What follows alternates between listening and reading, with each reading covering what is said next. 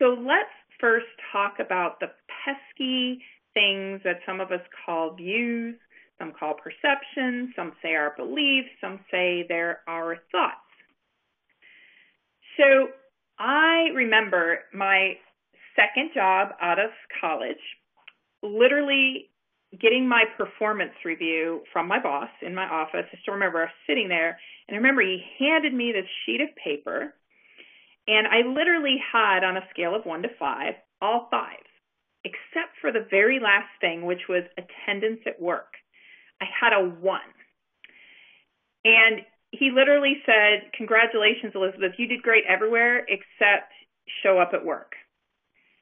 And I remembered at the time sitting at my desk looking at him going, how could I possibly excel in the other 15 categories and you give me a 1 for being at work? I wasn't at work because I was out traveling. I was a consultant. They were putting me on the road and all this kind of stuff. And it was funny because he said something to me at the time and I totally refused to hear it, but he said, "The perception is you aren't here. And people wonder what you're doing or if you're even doing any of your work." So that was very interesting to me. At the time, I was young.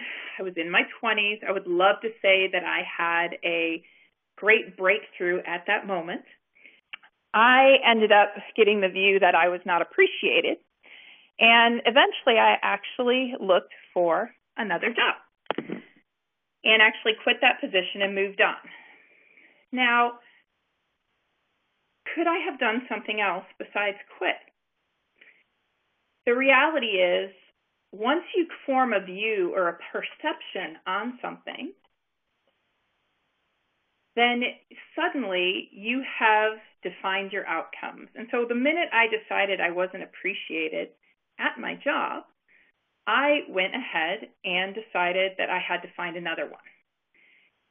So what I actually ended up doing is something called the cycle of self-fulfilling prophecy. We all live in this paradigm. So what does this mean? It means that whatever we think drives our actions, and our actions drives our outcomes or our results. And then our outcomes or our results reinforce the view that we already had because we only could take actions within that view, faulty or good, which drives more outcomes. And that's how people get very entrenched in a viewpoint. It's a very powerful paradigm, and we all use it on a daily basis. So if you remember, I showed you those beautiful different colored glasses. We all have colored glasses, and that's called our own cycle of self-fulfilling prophecy.